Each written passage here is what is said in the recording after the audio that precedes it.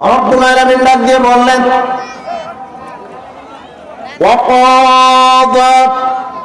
وقضى ربك ألا تعبدوا إلا إياه وبالوالدين إحسانا রব্বুল আলামিন ডাক দিয়ে বললেন, প্রথমে আমার ইবাদত করো। আমার ইবাদত করার পরে আমি আল্লাহ আদেশ করলাম তোমাদেরকে, তোমাদের যাদের মা আছে, যাদের বাবা আছে, তোমরা তোমাদের মা বাবার খেদমত করা শুরু করে দাও। সুবহানাল্লাহ বলেন। আল্লাহর ইবাদত, প্রথম ইবাদতটা হলো আল্লাহ। কারণ হযরতে আদম আলাইহিস সালাম থেকে শুরু করে নিয়া হযরতে মুহাম্মদ সাল্লাল্লাহু আলাইহি ওয়াসাল্লাম পর্যন্ত জমিনে যতগুলো নবী এবং রাসূল এসেছেন, যতগুলো পয়গম্বর এসেছেন, প্রত্যেকটা নবী রাসূল, প্রত্যেকটা পয়গম্বর শুধুমাত্র একমাত্র কেবলমাত্র দাওয়াত দিয়েছিলেন ইল্লা লিয়াবুদুল্লাহ, একমাত্র আল্লাহর ইবাদত করো। ওয়াস্তানিবুত তাগুত, তাগুতের গোলামি করা বন্ধ করে দাও।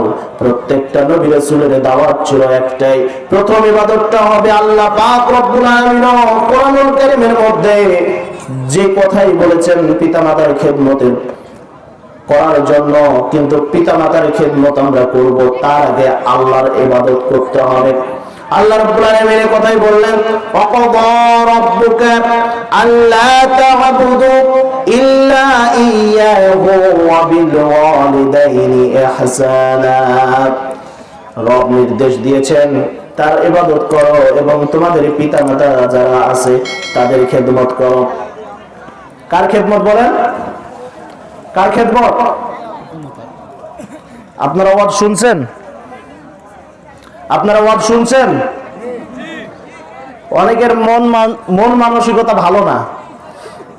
আজকে এখানে যদি কোরআনের আলোচনা না হয়ে, কোরআনের মাহফিল না হয়ে যদি সারেরা ব্যবস্থা করতেন এখানে একটা গানের কনফারেন্স, যদি নর্তকী আসতো এখানে, মমতাজ আপাকে নিয়ে আসা হতো আর এখানে ড্যান্স দেওয়া হতো আর ফাইটটা যায় গান শোনানো হতো, মাহফিল আজকে 2 দিন ব্যাপী, যদি এটা 10 দিন ব্যাপীও করা হতো, বাড়িতে যারা আছেন সবাই, একটা লোকও বাড়িতে ঘুমাতেন না। একজনের যে ওখানে চেঁচামেচি করছে ওনারা একজন ওখানে থাকতেন না। কথা বলেন কি থাকতো? একজন ওখানে থাকতো না, ঘরে কেউ শুয়ে থাকতো না। মমতাজ আপাকে দেখার জন্য সবাই চলে আসতো। আহা, কিন্তু কোরআনের আলোচনা শোনার জন্য আমরা কেউ এখানে আসি না। একটু জিকির করেন, লা ইলাহা ইল্লাল্লাহ, লা ইলাহা ইল্লাল্লাহ, সুবহানাল্লাহ, আলহামদুলিল্লাহ, লা ইলাহা ইল্লাল্লাহ, লা ইলাহা ইল্লাল্লাহ। জিকির করেন, লা ইলাহা ইল্লাল্লাহ। জোরে জিকির করেন, লা ইলাহা ইল্লাল্লাহ, লা ইলাহা ইল্লাল্লাহ। লিল্লাহি তাকবীর, লিল্লাহি তাকবীর, লিল্লাহি তাকবীর, লিল্লাহি তাকবীর। সাউন্ড নাই, আওয়াজ নাই, কোন আওয়াজ নাই। আবার লিল্লাহি তাকবীর। একটু হয়েছে। যুবক আছেন কারা কারা? হাত তুলেন দেখি। যুবক হাতে গোনা কয়েকটা, বাকি সব মুরব্বী। হাত নামান। আপনাদের যুবক থাকার দরকার নাই, পদত্যাগ করেন।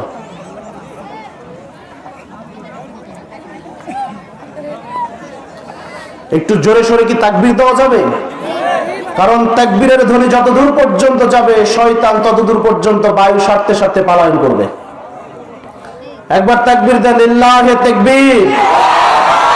আল কোরআনের আলো, দিন ইসলাম, দিন ইসলাম কায়েম হোক, কায়েম হোক, দিন ইসলাম, দিন ইসলাম। আমার নেতা, তোমার নেতা, বিশ্ব নবী মুস্তাফা। তাহলে আমরা জানি না তো আমাদের নেতাকে, জানেন? আমরা জানি না নেতাকে। কারণ আমরা জানি, আমরা তো স্লোগান দিই আমার নেতা তোমার নেতা, উল্টু ভাই আর বল্টু ভাই। বল্টু ভাইয়ের মার্কা কি? বদনা ছাড়া আবার কি? এই স্লোগান শুনে শুনে তো আমরা মুখস্থ করছি। এই জন্য আমাদের প্রকৃত নেতাকে আমরা ভুলে গেছি। বলেন আমাদের নেতাকে? মুহাম্মদ রাসূলুল্লাহ সাল্লাল্লাহু বিশ্বনবী আমার আপনার নেতা। পৃথিবীতে যত নেতা আসবে আর যত নেতা চলে গিয়েছে, সমস্ত নেতা শ্রেষ্ঠ নেতা হলেন বিশ্বনবী জনাবে মুহাম্মদ রাসূলুল্লাহ সাল্লাল্লাহু আলাইহি ওয়াসাল্লাম। আল্লাহ পাক রব্বুল আলামিন কোরআনুল কারীমের মধ্যে বললেন, আতিউল্লাহ ওয়া আতিউর রাসূল ওয়া উলিল আমরি মিনকুম। আমি আল্লাহ রাব্বুল আলামিন আদেশ করছি, প্রথমে আমার আনুগত্য করো, এরপর আমার রাসূলের আনুগত্য করো, কারণ রাসূল হলো তোমাদের নেতা, তোমাদের হলো শ্রেষ্ঠ নেতা হলো মুহাম্মদ রাসূলুল্লাহ। এরপর ওয়া উলিল আমরি মিনকুম, তোমাদের উলিল আমর যারা আছে দুনিয়াতে সাধারণ নেতা, তাদের আনুগত্য করো। কিন্তু একটা কথা মনে রাখবা, বিশ্ব নবীকে আমি আল্লাহ এমন নেতা বানায় দিলাম, বিশ্ব নবী যে নিজেই নির্দেশ করবে, অক্ষরে অক্ষরে সেই নির্দেশ তোমাকে পালন করা লাগবে। সুবহানাল্লাহ বলেন। বিশ্বনবী সাল্লাল্লাহু আলাইহি ওয়াসাল্লাম জানাই দিলেন, আল্লাহ রাব্বুল আলামিন জানাই দিলেন, বিশ্বনবী যে নির্দেশ করবেন প্রত্যেকটা নির্দেশ পালন করবা, কোনো নির্দেশ অমান্য করা যাবে না। যদি নবীজির কোনো নির্দেশ অমান্য করো তাহলে তোমার জন্য জাহান্নাম। আর তোমার নেতা যে আছে দুনিয়াতে সাধারণ যে নেতা, সেই নেতার যদি তুমি আনুগত্য করো, কিন্তু সব আনুগত্য করা যাবে না। সে নেতা যদি কোরআন আর হাদিসের বাইরে কথা বলে, কোরআন আর হাদিসের বাইরে আনুগত্য করার জন্য বলে, সেই নেতাকে খবরদার খবরদার তোমরা আনুগত্য করবে না। যখনই সে নেতা কোরআন আর হাদিস থেকে আলোচনা করবে, সাথে সাথে সেই নেতার আনুগত্য করবা। নির্দেশ কার? নির্দেশ কার? তার মানে দুনিয়াতে সাধারণ নেতা যারা, সব কথা আনুগত্য করা যাবে না। কারণ এই নেতাগুলা মাঝে মধ্যে বলে ওর ধর ওরে মার, এই নেতাগুলা মাঝে মধ্যে বলে ওর বাড়ি ঘর পুড়ায় দে, সারখার করে দে, রাতে রাতে ওকে জবাই করে দে, যা হয় থানা পুলিশ মামলা হামলা সব আমি দেখবো। কথা বলেন। আর বিশ্বনবী ঘর পোড়া মানুষ মারার পক্ষে ছিলেন না, বরং নবীজি বলেছেন মুসলমান হলো সেই ব্যক্তি যার জবান থেকে, যার হাত থেকে অপর একজন মানুষ নিরাপদ থাকলো। তার মানে বিশ্বনবী নির্দেশ করেছেন মারামারি করা যাবে। আল্লাহ রাব্বুল আলামিন বলেছেন একটা মানুষকে অযথায় যদি তুমি হত্যা করো, পৃথিবীর সমস্ত মানুষকে হত্যা করলে যে গুনাহ, সেই গুনাহ তোমার আমলনামাতে আমি আল্লাহ লিখে দেব। আর যদি একজন মানুষকে তুমি বাঁচায় দাও, পৃথিবীর সমস্ত মানুষকে বাঁচায় দিলে যে গুনাহ, যে সব তোমার আমলনামায় আমি আল্লাহ সে সব দান করে দিব। সুবহানাল্লাহ বলেন। সে আল্লাহ রাব্বুল আলামিন নিজেই নির্দেশ করেছেন, ওয়াকাদা রাব্বুকা আল্লা তা'বুদু ইল্লা ইয়্যাহু ওয়া বিল ওয়ালিদাইনি ইহসানা। পিতামাতার খেদমত করতে হবে, পিতামাতার খেদমত করো। পিতামাতা আল্লাহ রাব্বুল আলামিন এর পরে বললেন পিতামাতার খেদমত করার পর কেমনে করবা? ইম্মা ইয়াবলুগান্না ইনদাকাল কিবারা আহাদুহুমা أو كلاهما فلا تقل لهما أف ولا تنهرهما وقل لهما قولا كريما। আল্লাহ রাব্বুল আলামিন বললেন যখন তোমাদের পিতা অথবা মাতা, মা অথবা বাবা উভয়ের মধ্যে, দুজনের মধ্যে একজন অথবা দুজনেই যখন বৃদ্ধ উপনীত হয়ে যাবে, যখন বৃদ্ধ বয়সে চলে আসবে, তখন তোমরা কি করবা? তাদের সাথে সদাচরণ করবা, নম্র ভদ্র আচরণ করবা। আচরণটা কেমন হবে? যেমন করে একজন মা, একটা মা, একটা বাবা তার সন্তানকে ছোট্টবেলায় লালন পালন করেছে। আপনি যেমন আপনার সন্তানকে ছোট্টবেলায় যেভাবে লালন পালন করছেন, আপনার মা আপনার বাবাও ঠিক সেইভাবে আপনাকে লালন পালন করেছে। অতএব রব্বুল আলামিন বললেন যেমনি করে সন্তানকে তার পিতামাতা ছোট্টবেলায় লালন পালন করে বুকে আঁকড়ে দেয়, কপালে গালে চুমু দেয়, সুন্দর সুন্দর কথা বলে, গান শোনায়, কবিতা শোনায়। এমনি করে তোমাদের পিতামাতা যখন বৃদ্ধ বয়সে চলে যায়, তোমাদের পিতামাতার সাথে সেই রকম আচরণ করবা। আর শোনো, উফিউ ওয়ালা তানহারহুমা, খবরদার খবরদার, উফ শব্দ তাদের সামনে উচ্চারণ করা যাবে না। উফ শব্দ মা বলেছে অথবা বাবা বলেছে, কোন একটা কথা বুঝতে পারি না, একবার বলেছি আমি, তাও মা বাবা বুঝে নাই, দ্বিতীয়বার বললাম তাও বোঝে না, কিন্তু তৃতীয়বার বলার পরেও যদি না বোঝে, তখন আমি বলি উফ। উফ কি এরকম শব্দগুলো সন্তানরা উচ্চারণ করে না মা বাবার সামনে? উফ এইরকম শব্দ, এই শব্দটাও মায়ের সামনে বাবার সামনে উচ্চারণ করা যাবে না। যদি কেউ মায়ের সামনে বাবার সামনে শব্দটা উচ্চারণ করে, তার জীবনের সমস্ত আমল আল্লাহ পাক রব্বুল আলামিন বরবাদ করে দিবেন। এইজন্য মায়ের সামনে বাবার সামনে উফ শব্দ ব্যবহার করা যাবে না। আর আজকের সন্তানগুলা এমনও হয়েছে, মা বাবাকে তো দেখতে পারে না, যখন মা বাবা বয়স হয়ে যায়, বৃদ্ধ বয়সে যখন চলে যায়, তখন মা বাবার জন্য খোলা আছে বৃদ্ধাশ্রম। কথা বলেন, আমাদের রাজশাহীতে আছে বৃদ্ধাশ্রম, আপনাদের চাঁপাইনবাবগঞ্জে মনে হয় নাই। বৃদ্ধাশ্রমে দিয়ে চলে আসে সন্তান, বউয়ের কথা শুনে, আর শ্বশুর শাশুড়িকে নিয়ে আনন্দে থাকে, আছে না নাই? পিতা মাতার খোঁজ নাই, শ্বশুর শাশুড়িকে সব দিয়ে দেয়, এরকম কিছু কুলাঙ্গার সন্তান আছে না নাই? এমন কিছু বউ আছে, বউয়ের কান পড়া শুনে শুনে আপনি খবরদার আপনার পিতা মাতাকে অসম্মান করবেন না, কখনো ভুল বুঝবেন না।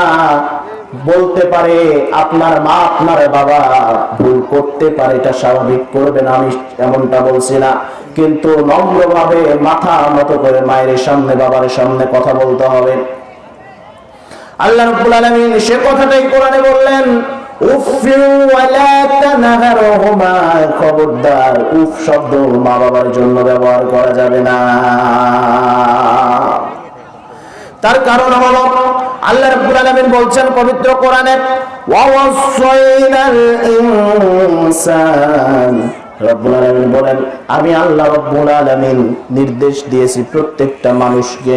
নির্দেশটা কি? নির্দেশটা হলো ওয়াবিল ওয়ালিদাইনি ইহসান। পরে আবার রব্বুল আলামিন একই কথা বলছেন, এখানে যেমন বললেন আল্লাহর ইবাদতের পর পিতামাতার খেদমতের কথা, ওখানেও আল্লাহ বললেন আমি মানুষকে নির্দেশ করে দিয়েছি তারা যেন তাদের পিতামাতাদের খেদমত করে, আর কোনো কাজ নয়। আল্লাহর নবী সাল্লাল্লাহু আলাইহি ওয়াসাল্লামের কাছে জিহাদের ময়দানে যাওয়ার জন্য একজন সাহাবী প্রস্তুতি নিয়েছেন, এসে বলেন, হে রাসূলুল্লাহ, আমি জিহাদের ময়দানে যেতে চাই। নবীজি ডাক দিয়ে বললেন, তোমার বাসাতে কি তোমার মা অথবা তোমার বাবা আছে নাকি? তোমার বৃদ্ধ মা বাবা আছে নাকি? নবীজির কথা শুনে সাহাবা বললেন, রাসূলুল্লাহ, আমার মা আছে, বৃদ্ধা হয়ে গিয়েছেন তিনি। আল্লাহর নবী বললেন, তোমার জিহাদের ময়দানে যাওয়ার দরকার নাই, তুমি তোমার বৃদ্ধা মায়ের বৃদ্ধা বাবার খেদমতে লুটিয়ে পড়ো, আল্লাহ পাক রব্বুল আলামিন তোমার আমলনামায় জিহাদের সব দান করে দিবেন। একজন সাহাবী তার মাকে কাঁধে করে নিয়ে হজের যাবতীয় কাজ সম্পন্ন করে নবীজির কাছে এসে বলছেন, রাসূলুল্লাহ সাল্লাল্লাহু আলাইহি ওয়াসাল্লাম, আমি আমার মাকে কাঁধে করে নিয়ে হজের যাবতীয় কাজ শেষ করেছি, আমি কি আমার মায়ের সামান্যটুকু হক আদায় করতে পেরেছি নাকি? আল্লাহ নবী বললেন, হজের যাবতীয় কাজ কেন, তাম পৃথিবী যদি তুমি তোমার মাকে কাঁধে দিয়ে ঘুরো, এমনকি তুমি তোমার শরীরের চামড়া কেটে যদি তোমার মায়ের তোমার বাবার পায়ে এক জোড়া জুতাও বানায় দাও, মায়ের এক ফোঁটা দুধের ঋণ, বাবার এক ফোঁটা ঘামের ঋণ শোধ করা সম্ভব নয়। সুবহানাল্লাহ বলেন। এই মা বাবাকে আমরা ছেড়ে দিই, এই মা বাবাকে আমরা ভুলে যাই, এই মাকে বিয়ের পরে আমরা ভুলে যাই, মাকে ভুলে গিয়ে আমরা আলাদা হই। মা খেলো কিনা, বাবা খেলো কিনা, সেই খোঁজ খবর আমরা নেই না। কথা বলেন। কত রাত মা না খেয়ে ঘুমিয়ে পড়ে, বৃদ্ধ মা বৃদ্ধ বাবা কত রাত না খেয়ে ঘুমিয়ে পড়ে, আমি আপনি বইরা হাতের সুন্দর সুন্দর রান্না খেয়ে রাতে ঘুমিয়ে যাই, মা বাবার খোঁজ নেই না মা খেয়েছে কিনা। যখন শ্বশুর বাড়ি যাই তখন মিষ্টি থলেটা হাতে করে নি, আপেল আঙ্গুর গুলো হাতে করে নি, শ্বশুর বাড়িতে যাই শাশুড়ির হাতে দিই। শাশুড়ি বাড়িতে এসেছে যখন বেড়াতে, বউ লিস্ট করে দিয়েছে আমার মা বাসায় এসেছে, আমার বাবা এসেছে, অথবা আমার ভাই এসেছে, আমার বোন এসেছে, আমার বোন জামাই এসেছে, মাংস নিয়ে আসবা, মাছ নিয়ে আসবা, মুরগি নিয়ে আসবা, লিস্ট করে দিয়েছে এইটা এইটা বাজার করে নিয়ে আসবা। আমার মা এসেছে বহুত দিন পর, মায়ের জন্য একখানা কাপড় নিয়ে আসবা। কি বলে কিনা? সন্তান বাজারের ব্যাগটা হাতে নিয়ে যখন রওনা দেয়, মা তো মাঝ রাস্তায় দাঁড়িয়ে আছে, মা দাঁড়িয়ে থেকে বলে, বাবা আমার পানগুলো শেষ হয়ে গিয়েছে, 10 টাকার পান নিয়ে আসে দিস আমাকে। সন্তান বলে, তোমার সাথে দেখা হলেই শুধু তুমি কানের কাছে ঘ্যান ঘ্যান করো, ওইটা আনো ওইটা আনো। আছে না নাই? এরকম কুলাঙ্গার সন্তান আছে না নাই? 1000 কোটি টাকাও যদি আপনি অন্য কারোর জন্য ব্যয় করে দেন, একটা কথা মনে রাখবেন, আপনি যদি আপনার মায়ের জন্য ছোট্ট একটা মিষ্টি অথবা একটা আঙ্গুর ফল অথবা একটা আপেল আপনি আপনার মাকে অথবা আপনার বাবাকে নিয়ে এসে দেন, ছোট্ট করে একটা হাসি দেবে, মা বাবা তারা তো আগে খাবে না, তারা নিজে বলবে, বাবা তুই খেয়েছিস নে, তুই আগে খেয়ে নে, এরপর বলবে তুই খেয়ে নে। আমার ভাইরা, এই মা এই বাবা কত কষ্ট করে কত যত্ন করে আমাকে আপনাকে বড় করেছে, লেখাপড়া শিখিয়েছে, বড় বড় আলেম বানিয়েছে, বড় বড় শিক্ষক বানিয়েছে, জজ ব্যারিস্টার বানাইছে, বড় বড় সরকারি কর্মচারী কর্মকর্তা বানাইছে, কত কষ্ট করে। অথচ ভালো বেতনে চাকরি পাই, ঢাকা শহরে ফ্ল্যাট নিয়ে থাকে, রাজশাহী শহরে ফ্ল্যাট নিয়ে থাকে, মা ছোট্ট গ্রামে ছোট্ট একটা কুড়ে ঘরে পড়ে থাকে, বাবা মৃত্যুবরণ করেছে। আহারে, এই মায়ের খোঁজ আমরা সন্তানরা একবারের জন্য দিতে যাই না। শুধু তাই নয়, যখন ঈদের সময় চলে আসে, ঈদের সময় মায়ের খোঁজ নেই না। ঈদের সময় মা আছে গ্রামের বাড়িতে, মায়াকে বাদ দিয়া শ্বশুর বাড়িতে চলে যায় ঈদ করার জন্য, বউ ছেলে মেয়ে সাথে নিয়ে। এরকম কুলাঙ্গার সন্তান আছে না নাই? কথা বলেন, আছে না নাই? এজন্য আল্লাহ রাব্বুল আলামিন বললেন, শোনো, আমি আল্লাহ নির্দেশ দিয়েছি তোমাকে, আমার ইবাদতের পরপরই যেই কাজটা করতে হবে তোমাদের, সেটা হলো মা বাবার খেদমত করা লাগবে।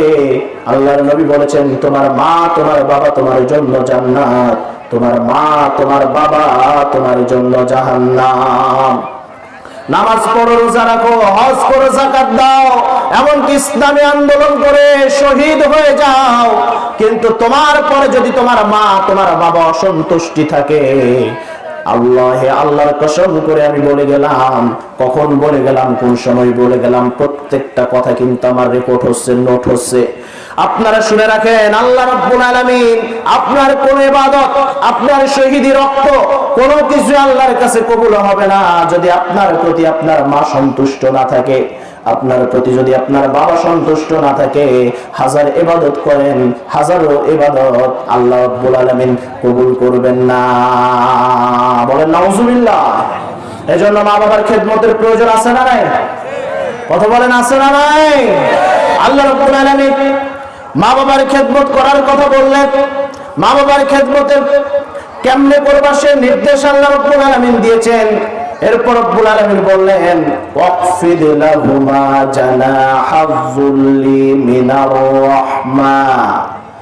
শুধু উফ শব্দ নয়, তাদের সাথে তো রফ শব্দ ব্যবহার করা যাবে না, তাদের সাথে মমতাপূর্ণ আচরণ করতে হবে, মমতাপূর্ণ আচরণ তাদের সাথে করতে হবে, এবং নিজেকে বিনয়ী করতে হবে। অর্থাৎ মা বাবার সামনে যখন আমরা যাব, মা বাবার সামনে যাবার সময় মাথা নত করে আমরা যাব। আল্লাহর নবী শিখিয়ে দিয়েছেন কেমন করে। নবীজি তো জন্মের আগে হারিয়েছেন তার পিতাকে, জন্মের 6 বছর পরে হারিয়েছে তার মাকে। মায়ের দুধ তো নবীজির কেশমতে হয় নাই, সে সময় এই সিস্টেমটা ছিল না। দুধ মা একজন ছিল, তার নাম কি? নবীজির একজন দুধ মা ছিল, তার নাম কি? কথা বলেন, নাম কি? আপনারা ওয়াজ শোনেন না ঘুমান? ওয়াজ শুনছেন না ঘুমাচ্ছেন? বলেন, ঘুমাচ্ছেন না ওয়াজ শুনছেন? আল্লাহ নবী সাল্লাল্লাহু আলাইহি ওয়াসাল্লাম সাহাবীদের সামনে ওয়াজ করছেন। এমন সময় লাঠির উপর ভর করে একজন বৃদ্ধা মহিলা আস্তে আস্তে করে হেঁটে আসছেন। আল্লাহ রাসূল সাল্লাল্লাহু আলাইহি ওয়াসাল্লাম বসা থেকে দাঁড়িয়ে পড়লেন। নবীজির গায়ের চাদরখানা সেই বৃদ্ধা মহিলাকে বসার জন্য বিছায়ে দিলেন। আল্লাহর নবী সাল্লাল্লাহু আলাইহি ওয়াসাল্লাম সেই বৃদ্ধা মহিলাটির সাথে অনেকক্ষণ গল্প বিনিময় করলেন, অনেক কথা আদান প্রদান করলেন। এরপর যখন মহিলাটি চলে যাবার আগে নবীজি আগে দাঁড়িয়ে গেলেন। দাঁড়িয়ে গিয়ে তাকে ধরে দাঁড় করালেন। এরপর তারা হাতটা ধরে আস্তে আস্তে কিছু দূর পথ এগিয়ে দিয়ে আসলেন। সাহাবারা দাঁড়িয়ে দাঁড়িয়ে সব কিছু দেখলেন। নবীজি যখন ফিরে আসলেন, সাহাবারা জিজ্ঞাসা করলেন, রাসূলুল্লাহ সাল্লাল্লাহু আলাইহি ওয়াসাল্লাম এত সেবা যত্ন করলেন, এত বিনয়ী হলেন, আপনি এই বৃদ্ধা মহিলাটির জন্য, আসলে বৃদ্ধা মহিলাটি কে? আল্লাহর নবী ডাক দিয়ে বললেন, ও সাহাবারা, তোমরা তো জানো না ইনি কে। জন্মের আগে আমার বাবা মারা গিয়েছে, জন্মের 6 বছর পরে আমার মা মারা গিয়েছে, তারপর মায়ের দুধ আমার কিসমতে হয় নাই। আমি দুধ পান করেছিলাম যেই মায়ের, তিনি হলেন আমার সেই দুধ মা হযরতে হালিমা রাদিয়াল্লাহু তাআলা আনহা। সুবহানাল্লাহ বলে। নবীজি শিক্ষা দিলেন মায়ের সাথে কেমন বিনয়ী আচরণ করতে হয়। নবীজি শিক্ষা দিলেন মায়ের সাথে কেমন নম্র এবং ভদ্র আচরণ করতে হয়। আমরা তো অনেক সন্তান আছে মা বাবাকে গালি পর্যন্ত দিয়ে থাকি। কথা বলেন, আছে না? কারা কারা মা বাবাকে গালি দেন? হাত তোলেন, হাত তোলেন। এখানে হাত তুলবে না। এই মা বাবাকে গালি দেন? এই ছেলেরা, তোমরা তোমার মা বাবাকে গালি দাও? হ্যাঁ, কে গালি দেয়? মাকে গালি দিবেন না, বাবাকে গালি দিবেন না। মা বাবাকে গালি যদি দেন, আল্লাহে, আল্লাহর কসম, আপনার জীবনের এই সমস্ত আমল বরবাদ। শুধু বরবাদ তো বরবাদ, এই জীবনও শেষ, আপনার আখিরাতের জীবনও, উভয় জীবনই শেষ।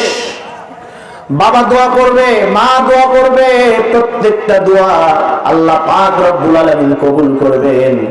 আপনার কোন আচরণে যদি আপনার মা অথবা আপনার বাবা কষ্ট পায়, আপনার কোন কথায় যদি মা কষ্ট পায়, আপনার স্ত্রীর কথায় যদি আপনার মায়ের চোখের পানি পড়ে, একটা কথা মনে রাখবেন, আপনার স্ত্রীর কথায় যদি আপনার মায়ের চোখের পানি পড়ে, সেই চোখের পানি আপনার জন্য, আপনার স্ত্রীর জন্য অভিশাপ হয়ে আল্লাহর আরশ পর্যন্ত কেঁপে উঠবে। চিৎকার করে বলেন ঠিক কিনা? বোনেরা, তোমরা কান পেতে শুনে নাও। আজকে তোমরা বউ হয়ে এসেছো, একদিন শাশুড়ি তোমরাও হবা। ইমাম গাজ্জালী রাহমাতুল্লাহ আলাইহি কত সুন্দর করে বলছেন, শুনে নাও। হযরত ইমাম গাজ্জালী বলছেন, আমি একদিন পথ দিয়ে যাচ্ছিলাম, হঠাৎ করে দেখি নদীর ঘাটে অনেক মেয়েরা গোসল করতেছে। আসে না নাই? কথা বলেন, আসে না নাই? একসঙ্গে গোসল করে। আমি লক্ষ্য করে দেখলাম একজন যুবতী মেয়ে, একজন যুবতী নারী এক বৃদ্ধা মহিলাকে পা দিয়া দিয়া তার শরীর কসলায় দিচ্ছে। ইমাম গাজ্জালী জিজ্ঞাসা করলেন, এই মেয়ে, তুমি পা দিয়া তার শরীর কসলায় দিচ্ছ, ঘটনা কি? মেয়েটি ডাক দিয়ে বল, তুমি কেন কসলাচ্ছ? উনি তাড়াতাড়ি করে সেখান থেকে সরে দাঁড়ালেন। এরপরে সেই বৃদ্ধা মহিলাটিকে জিজ্ঞাসা করলেন, বৃদ্ধা মহিলা, তোমার এই মেয়েটিকে? ডাক দিয়ে বলেন, মেয়েটি হলো আমার বৌমা। বলে, তোমার বৌমা তোমার পিঠ কসলা দেয়, হাত দিয়া নয় পা দিয়া কসলা দেয়। ঘটনা কি? সে বৃদ্ধ মহিলাকে ডাক দিয়ে বলে, আমি আমার এই পা দিয়া আমার শাশুড়িকে একদিন লাথি মেরেছিলাম, সেই প্রতিশোধ আল্লাহ পাক রব্বুল আলামিন আজকে নিচ্ছেন। আর কথা বলেন, আপনি আপনার শাশুড়ির সাথে যেমন আচরণ করবেন, আপনার ছেলের বউ আপনার সাথে তেমন আচরণ করবে। এজন্য বলি, একজন নারীর কাছে, একজন মেয়ের কাছে, একজন নারীর কাছে সবচাইতে ভালো মহিলা তার মা, তার শাশুড়ি না। আজকে যদি বৌমারা তাদের শাশুড়িদেরকে নিজেদের মা মনে করত, আর শাশুড়িরা যদি তাদের বৌমাদেরকে নিজেদের মেয়ে মনে করত, তাহলে পরিবারে এত অশান্তির দাবাদাও দাও দাও করে চলতো না। কথা বলেন। এজন্য শুধু শাশুড়িদের বউদের ভালো হলে চলবে না, শাশুড়িদেরও ভালো হওয়ার প্রয়োজন আছে না নাই? আর কথা বলেন, আছে না নাই?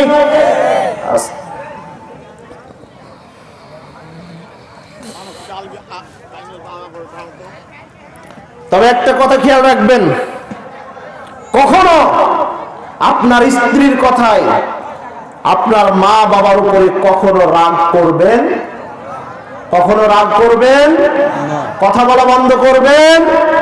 কথা বলেন, করবেন? মা বাবা স্ত্রীর কথা শুনে মা বাবাকে আলাদা করে দিবেন? কখনো দিবেন না। আল্লাহ রাব্বুল আলামিনের পরের অংশে বলছেন কত সুন্দর করে, মা বাবার সাথে সদাচরণ করো, ভালো আচরণ করো, সুন্দর সুন্দর ব্যবহার করো। আর আমি আল্লাহর কাছে তোমার মা বাবাদের জন্য, তোমাদের মায়ের জন্য, বাবার জন্য আমি আল্লাহর কাছে দোয়া করো। ওয়াকুর রাব্বিরহামহুমা কামা রাব্বায়ানি সাগীরা। পড়েন, রাব্বিরহামহুমা কামা রাব্বায়ানি সাগীরা। আল্লাহ রাব্বুল আলামিন দোয়া শিখিয়ে দিচ্ছেন, ও দুনিয়ার সন্তানেরা, আমি আল্লাহর কাছে তোমরা তোমাদের মায়েদের জন্য, তোমাদের বাবাদের জন্য আমি আল্লাহর কাছে দোয়া চাও। বলো, হে আল্লাহ, ছোট্টবেলায় আমার মা বাবা যেমন করে আমাকে লালন পালন করেছে, ঠিক তেমনি করে আমার মা বাবাকে তুমি তোমার রহমতের কোলে লালন পালন করো। পড়েন, রাব্বিরহামহুমা কামা রাব্বায়ানি সাগীরা। আবার পড়েন, রাব্বিরহামহুমা কামা রাব্বায়ানি সাগীরা। আল্লাহ রাব্বুল আলামিন বললেন, দুনিয়ার সন্তানেরা, খবরদার একটা কথা মনে রাখো, তোমাকে আমি আল্লাহ নির্দেশ করে দিলাম, তুমি যদি তোমার মায়ের আচরণ, তোমার আচরণে যদি তোমার মা তোমার বাবা কষ্ট পায়, আল্লাহর আরশ পর্যন্ত কিন্তু কেঁপে উঠবে। মা কষ্ট পেয়েছে, বিয়ের পর সন্তান তার মাকে ভুলে গিয়েছে, বিয়ের পর সন্তান মা বাবার খোঁজ খবর রাখে না, মা বাবাকে ছেড়ে দেয়, আলাদা জায়গাতে থাকে, আলাদা বাসায় বা আলাদা বাসা ভাড়া করে থাকে, মা বাবার খোঁজ খবর পর্যন্ত নেয় না। বাইরে মানুষের সামনে, চেয়ারম্যানের সামনে, শিক্ষকদের সামনে, গ্রামের মরদ মাতাব্বরদের সামনে মায়ের বদনাম, বাবার বদনাম করে। এরকম কুলাঙ্গার সন্তান আছে না নাই? আছে না নাই? গ্রামের মাতাব্বর যারা আছেন, মরণ সর্দার যারা আছেন, আমি তাদেরকে বলে গেলাম, যদি কোনো সন্তান তার মায়ের বিরুদ্ধে, বাবার বিরুদ্ধে আপনাদের কাছে নালিশ জানাতে আসে, আগে তাকে ওই জায়গাতে দাঁড়ায় চর মারবেন। কথা বলেন। আগে যদি কোনো সন্তান তার মায়ের বিরুদ্ধে, বাবার বিরুদ্ধে আপনার কাছে নালিশ দিতে আসে, আগে সেখানে তাকে মারবেন, তারপর কথা। কারণ মা বাবার বিরুদ্ধে কোনো নালিশ নেওয়া যাবে? কথা বলেন, যাবে? আল্লাহর আরশ পর্যন্ত কেঁপে উঠবে, ঠিক কিনা? একজন সাহাবী, যার নাম হলো হযরতে আলকামা রাদিয়াল্লাহু তাআলা আনহু, তিনি মৃত্যু সজ্জায়, নবীজির সাহাবী, বদর আর উহুদের ময়দানে অংশগ্রহণ করেছে।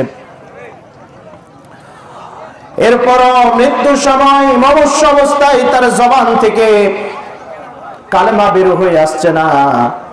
আল্লাহর নবী সাল্লাল্লাহু আলাইহি ওয়াসাল্লাম তার কাছে খবর নিয়ে আসা হলো, ইয়া রাসূলুল্লাহ, আপনার সাহাবী আলকামা মৃত্যু সজ্জায় মনুষ্য অবস্থায় আছে, অথচ তার জবান থেকে কালেমা বের হয়ে আসছে না।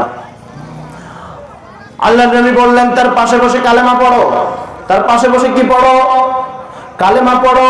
দেখবা তোমার কালেমা শুনে শুনে সেই ব্যক্তিটা কালেমা পড়বে।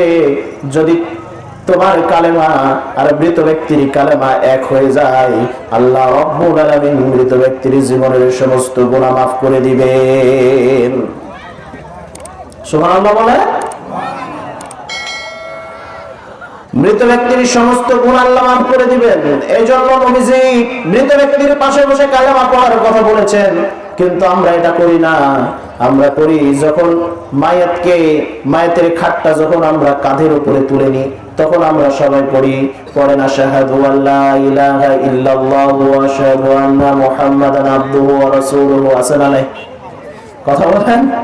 এটা তো উল্টা কাজ, এটা তো উল্টা কাজ। আপনি তো উল্টা কাজ করছেন। কালেমা পড়তে হবে মৃত ব্যক্তির সামনে, আর যখন আপনি মৃত ব্যক্তির জন্য দোয়া করবেন তখন পড়বেন আল্লাহুম্মা গফির লাহু ওয়া রাহমহু ওয়া আসকিনহু ওয়া আদখিলহু ফিল জান্নাহ। আল্লাহ রাব্বুল আলামিন শিখায় দিয়েছেন সবকিছু। আল্লাহ রাসূল সাল্লাল্লাহু আলাইহি ওয়াসাল্লাম বলে দিলেন, আলকামার পাশে বসে কালেমা পড়ো। দেখবা তোমার কালেমা শুনে শুনে আলকামার জবানে কালেমা চলে আসবে। আলকামার পাশে বসে কালেমা পড়া হয়। আলকামা মনুষ্য অবস্থায়, কিন্তু তার কিছু মনে থাকে না, কালেমা পড়তে পারে না। যখন ইচ্ছা করে কালেমা পড়বে তখনই তার জিহ্বাটা উল্টে যায়। অথচ এই সাহাবী বদরের যুদ্ধে অংশগ্রহণ করেছে, উহুদের যুদ্ধে অংশগ্রহণ করেছে। নবীজি বলেছেন, বদর আর উহুদে যারা অংশগ্রহণ করেছে তাদের জীবনের সমস্ত গুণ আল্লাহ রাব্বুল আলামিন মাফ করে দিয়েছেন। সুবহানাল্লাহ বলেন। অনেকে বলতে পারে, হুজুর বদর আর উহুদ তো আমরা আর পাবো না। কি বলতে পারেন কিনা? বদর আর উহুদ তো আমরা আর পাবো না, কিন্তু এর সব আমরা পাবো কিনা? কি বদর আর উহুদের সব নিতে চান? কারা কারা নিতে চান না? হাত তোলেন দেখি। নিতে চাই না, হাত নামান, হাত নামান। মহব্বতে উঠে পড়েছে। আল্লাহ পাক রব্বুল আলামিন সবাইকে কবুল করুন, পড়েন আমিন। আসলে এটা একটা মহব্বত থাকে, মহব্বতে উঠে পড়েছে। বদর আর উহুদের আলোচনা তার সব যদি আপনারা নিতে চান তাহলে এখানে বসেন, আলোচনা শেষে বলে যাব। যদি সময় থাকে তাহলে, যদি সময় আমি পাই তাহলে বলে যাব, নাহলে চুপ থাকবেন। তাহলে অন্য বছর, আগামী বছর যদি দাওয়াত করেন ওই বছর এসে বলে দিয়ে যাব। এটা আগামী বছর দাওয়াত নেওয়ার একটা কৌশল রেখে গেলাম। হযরত আলকামা রাদিয়াল্লাহু তাআলা আনহু, তার জিহ্বায় কালেমা আসে না, জিহ্বা উল্টে যায়। আল্লাহর নবী ডাক দিয়ে বললেন, কাঠ নিয়ে আসো, আগুন নিয়ে আসো। কাঠ আর আগুন কেন? কাঠ আর আগুন কেন নিয়ে আসা হবে? আল্লাহর নবী বললেন, তার কারণ হলো আলকামা তার মাকে কষ্ট দিয়েছে, তার মা তাকে মাফ করে নাই। আলকামার মা যদি আলকামাকে মাফ না করে তাহলে দুনিয়াতেই তাকে জাহান্নামের খড়ি বানায়া পাঠিয়ে দেওয়া হবে। এই দৃশ্য যখন আলকামার মা দেখলেন, আলকামার জন্য কাঠ আর আগুন সংগ্রহ করা হয়েছে। আলকামার মা ডাক দিয়ে বললেন, হে রাসূলুল্লাহ, প্রসব বেদনার যন্ত্রণা আমি সহ্য করতে পেরেছি। সামান্য আলকামা যে দুনিয়াতে আমাকে কষ্ট দিয়েছে, এই কষ্ট আমার কাছে কিছু নয়। অতএব আমি মা আমার সন্তান আলকামাকে মাফ করে দিলাম। যখনই হযরত আলকামাকে মাফ করে দেওয়া হয়েছে, তার মা যখনই মাফ করে দিয়েছে, আল্লাহ রাব্বুল আলামিনের কুদরত থেকে হযরতে আলকামার জিহ্বায় কালেমা চলে এসেছে। কালেমা পড়তে পড়তে সে মৃত্যুবরণ করেছে। সুবহানাল্লাহ বলে। সম্মানিত উপস্থিতি, মা আর বাবা তিনারা আমাদের জন্য শ্রেষ্ঠ সম্পদ, ঠিক না? যার মা পৃথিবীতে বেঁচে আছে, যার বাবা পৃথিবীতে বেঁচে আছে, সে জানে না মা বাবার কত মর্ম। যার মা দুনিয়া থেকে বিদায় নিয়েছে, যার বাবা দুনিয়া থেকে বিদায় নিয়েছে, একবার তাকে গিয়ে জিজ্ঞাসা করেন মা বাবা হারানোর যন্ত্রণা, মা বাবা পাশে না থাকার যন্ত্রণা, বেদনাটা কি। আমার বাবা দুনিয়া থেকে বিদায় নিয়েছে গত কয়েকদিন পূর্বে। আমি বুঝতেছি আসলে আমার বাবা আমার জন্য কি ছিল। আমার বাবা ছিল আমার মাথার ছাতি। আমার বাবা মৃত্যুবরণ করার সাথে সাথে আমার মাথার ছাতি আমার মাথা থেকে চলে গিয়েছে, ধরে রাখার কেউ নেই। বৃদ্ধ বয়সেও আমার বাবা কষ্ট করত। আমার বাবাকে বলেছিলাম, আব্বা এত কষ্ট কেন করেন, এত কষ্ট কেন করেন? আমরা না এখন বড় হয়েছি, আমরা রোজগার করতে শিখেছি। বাবার জন্য যদি কোনো কিছু নিয়ে যেতাম হাতে করে, আমার বাবা বলতো, বেটা তুই খেয়েছিস? প্রথমেই জিজ্ঞাসা করতো, তুই খেয়েছিস? অথচ আমি বাইরে বাইরে থাকি, আমার মতো খাবার, কত খাবার আমি খাই, বন্ধু বান্ধবদের সাথে কত টাকা পয়সা উড়াইয়া দিই। বাড়িতে যাওয়ার সময় বাবার জন্য যখন একটা আপেল নিয়ে যেতাম, মায়ের জন্য যদি একটা আপেল নিয়ে যায়, প্রথমেই জিজ্ঞাসা করে তুই খেয়েছিস? আগে প্রথমে কাটবে, আপনারা কি বলেন, হাইসা দিয়ে কাটে, কাটার পরে বলবে বাবা আগে এটা তুই খা। যদি বলতাম আব্বা আমি তো খেয়েছি, এটা আপনি খান, যদি বলি মা আমি খেয়ে এসেছি, তোমার জন্য নিয়ে এসেছি, তুমি খাও, মা বলে, বাবা বলতেন আমার চোখের সামনে তো খাসনি। সুবহানাল্লাহ বলেন। মা বলতো, বাবা বলতেন এখনো আমার চোখের সামনে তো খাসনি, আমি তোর খাবারটা আগে দেখতে চাই, তোর মুখে খাবার তুলে দিয়ে তারপর আমি খাবো। না, তিনি হচ্ছেন আমাদের মা, তিনি হচ্ছেন আমাদের বাবা। হাজারো কষ্ট, হাজারো যন্ত্রণা বুকে রেখে, কষ্টগুলো যন্ত্রণাগুলো প্রকাশ না করে, যে বাবা যে মা আমার আপনার জন্য এত কষ্ট করে আমাকে আপনাকে এত বড় মানুষের মতো মানুষ করেছেন। ছোট্টবেলায় যদি আমরা পায়খানার মধ্যে পড়ে থাকতাম, পায়খানা করে দেওয়ার পরে পায়খানার মধ্যে পড়ে থাকতাম, মা খাবার ছেড়ে দিয়ে ছুটে গিয়ে পায়খানা থেকে সন্তানকে তুলেছে, পায়খানা পরিষ্কার করে বুকে পিঠে আদর করে নিয়ে, বুকে জড়িয়ে নিয়ে আবার মা তার নিজের কাজে চলে গিয়েছে। কি বলেন? মায়ের গর্ভে যখন ছিলাম, মায়ের গর্ভে থাকাকালীন অবস্থায় কত রাত মা ঘুমাতে পারে নাই। বাবা তো পাশে বসে ঘুমিয়েছে, পাশে শুয়ে শুয়ে ঘুমিয়েছে। মা পেটের যন্ত্রণায় একবার ডান দিকে গিয়েছে, আবার বাম দিকে, আবার কখনো উঠে বসেছে, খেতে পারে নাই, খেতে খেতে বমি চলে এসেছে। মায়ের পেটে লাথি মেরেছি আমরা, কত লাথি মেরেছি। এরপরও জন্মের পর যখন ওয়া ওয়া শব্দ মা শুনেছে, তখনই গর্ভে ধারণের যন্ত্রণা, প্রসব বেদনার যন্ত্রণা মা ভুলে গিয়ে আমাকে আপনাকে তার বুকের সাথে জড়িয়ে নিয়েছে। সে মায়ের সাথে, সে বাপের সাথে কেমন আচরণ করতে হবে আল্লাহ পাক শিখিয়ে দিয়েছেন। অতএব সে মা বাবার সাথে কখনো খারাপ আচরণ করা যাবে? কথা বলেন, যাবে? আল্লাহর কাছে দোয়া করি, রব্বুল আলামিন আমাদের আব্বা, আমাদের মা অথবা বাবা উভয়ই যারা দুনিয়া থেকে বিদায় নিয়েছে, আল্লাহ পাক রব্বুল আলামিন যেন আমাদের মা বাবার কবরগুলোকে জান্নাতের টুকরোয় পরিণত করে দেন। বলেন আমিন। আমাদের মা বাবা যারা জীবিত আছেন, যারা অসুস্থ, আল্লাহ তাআলা তাদের শেফায়ে কামেল আসিয়াতে কুল্লিয়া দান করেন। বলেন আমিন। আল্লাহ পাক রব্বুল আলামিন মা বাবাদের নেক হায়াত দারাজ করুন। আল্লাহ রব্বুল আলামিন মা বাবাদের মৃত্যু নিলে ঈমানের সহিত মৃত্যুবরণ করবার তৌফিক দান করুন। আমরা সকলেই পড়ি আল্লাহুম্মা আমিন। সেই সাথে আমরা যারা সন্তানেরা আছি, মা বাবার খেদমত আমরা যেন করে যেতে পারি মৃত্যু পর্যন্ত। আল্লাহ পাক রব্বুল আলামিন সেই তৌফিক আমাদের দান করুন। আমরা পড়ি আল্লাহুম্মা আমিন। এই বলে আমার সংক্ষিপ্ত আলোচনা সমাপ্ত করলাম। ওয়া আখিরা দাওয়ানা আলহামদুলিল্লাহি রাব্বিল আলামিন ওয়া আসসালামু আলাইকুম ওয়া রাহমাতুল্লাহি ওয়া বারাকাতুহু।